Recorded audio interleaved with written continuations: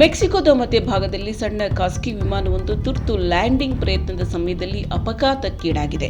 ಈ ಅಪಘಾತದಲ್ಲಿ ಕನಿಷ್ಠ 7 ಜನರು ಸಾವನ್ನಪ್ಪಿದ್ದಾರೆ.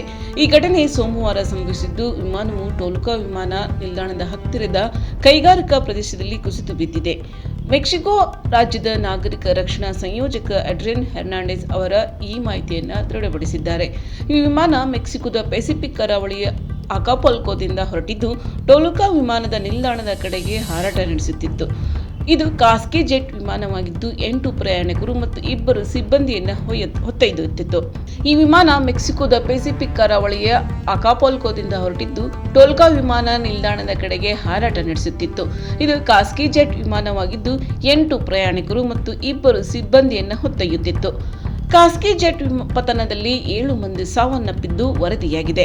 ಈ ಖಾಸಗಿ ಜೆಟ್ ಅಪಘಾತದ ಸ್ಯಾನ್ ಮ್ಯಾಥ್ಯೂ ಅಟೆಂಕೋದ ಕೈಗಾರಿಕಾ ಪ್ರದೇಶದಲ್ಲಿ ಸಂಭವಿಸಿದ್ದು, ಟೊಲುಕಾ ವಿಮಾನ ನಿಲ್ದಾಣದಿಂದ ಸುಮಾರು 5 ಕಿಲೋಮೀಟರ್ ದೂರದಲ್ಲಿದೆ. ಮೆಕ್ಸಿಕೋ ಸಿಟಿಯಿಂದ ಪಶ್ಚಿಮಕ್ಕೆ ಸುಮಾರು 50 ಕಿಲೋಮೀಟರ್ ದೂರದಲ್ಲಿರುವ ಈ ಪ್ರದೇಶ ದಟ್ಟ ಕೈಗಾರಿಕಾ ಚಟುವಟಿಕೆಗಳಲ್ಲಿ ಹೆಸರುವಾಸಿಯಾಗಿದೆ. ಆದರೆ ಇದೀಗ ಈ ಜೆಟ್ ಅಪಘಾತ ಸ್ಥಳೀಯರಲ್ಲಿ ಆತಂಕ ಮೂಡಿಸಿದೆ.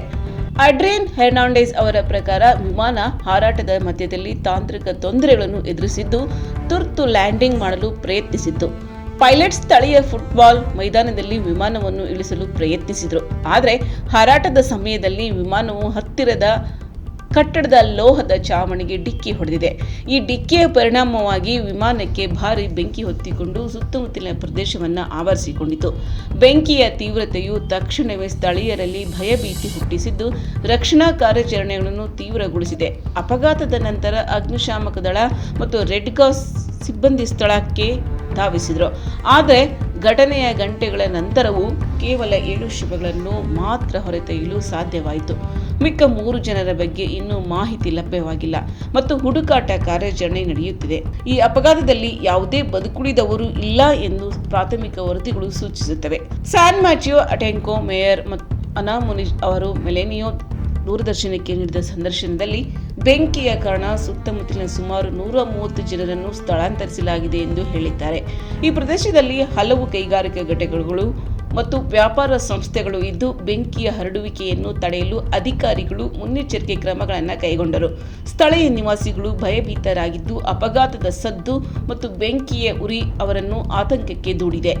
ಮೇಯರ್ ಮುನಿಜ್ ಅವರು ಈ ಘಟನೆಯಿಂದ ಸ್ಥಳೀಯ ಆರ್ಥಿಕತೆಗೆ ಸಣ್ಣ ಪ್ರಮಾಣದಲ್ಲಿ ಪರಿಣಾಮ ಬೀರಬಹುದು ಎಂದು ತಿಳಿಸಿದ್ದಾರೆ.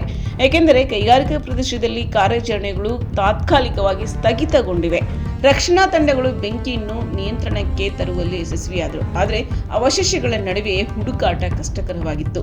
ಮೆಕ್ಸಿಕೋದ ನಾಗರಿಕ ರಕ್ಷಣಾ ಇಲಾಖೆಯು ಈ ಘಟನೆಯನ್ನು ಗಂಭೀರವಾಗಿ ಪರಿಗಣಿಸಿ ಸ್ಥಳೀಯ ಪೊಲೀಸ್ ಮತ್ತು ಫೆಡರಲ್ ಅಧಿಕಾರಿಗಳೊಂದಿಗೆ ಸಮನ್ವಯ ಸಾಧಿಸಿದೆ. ಘಟನೆಯ ಸ್ಥಳವನ್ನು ಸುತ್ತುವರಿದು ಸಾರ್ವಜನಿಕ ಪ್ರದೇಶವನ್ನು ನಿರ್ಬಂಧಿಸಲಾಗಿದೆ.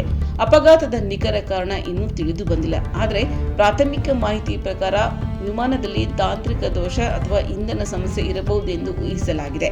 ಮೆಕ್ಸಿಕೋದ ವಿಮಾನಯಾನ ಅಧಿಕಾರಿಗಳು ತನಿಖೆಯನ್ನು ಆರಂಭಿಸಿದ್ದು, ಬ್ಲಾಕ್ ಬಾಕ್ಸ್ ಮತ್ತು ಸಾಕ್ಷ್ಯಗಳನ್ನು ಸಂಗ್ರಹಿಸುತ್ತಿದ್ದಾರೆ. ಅಡ್ರಿಯನ್ ಹೆರ್ನಾಂಡೆಸ್ ಅವರು ತನಿಖೆ ಪೂರ್ಣಗೊಂಡ ನಂತರವೇ ನಿಖರ ಕಾರಣಗಳನ್ನು ನಿರ್ಧರಿಸಲಾಗುವುದು ಎಂದು ತಿಳಿಸಿದರು. ಅಡ್ರಿಯನ್ ಹೆರ್ನಾಂಡೆಸ್ ಅವರು ತನಿಖೆ ಪೂರ್ಣಗೊಂಡ ನಂತರವೇ ನಿಖರ ಕಾರಣಗಳನ್ನು ನಿರ್ಧರಿಸಲಾಗುವುದು ಎಂದು ತಿಳಿಸಿದರು. ಇನ್ನು ಈ ಹಲವು ವಿಷಯಗಳನ್ನು ತಿಳಿದುಕೊಳ್ಳಲು NCIB ಟೈಮ್ಸ್ ಮೀಡಿಯಾವನ್ನು ಸಬ್ಸ್ಕ್ರೈಬ್ ಮಾಡಿ, ಬೆಲ್ ಐಕಾನ್ ಒತ್ತಿ.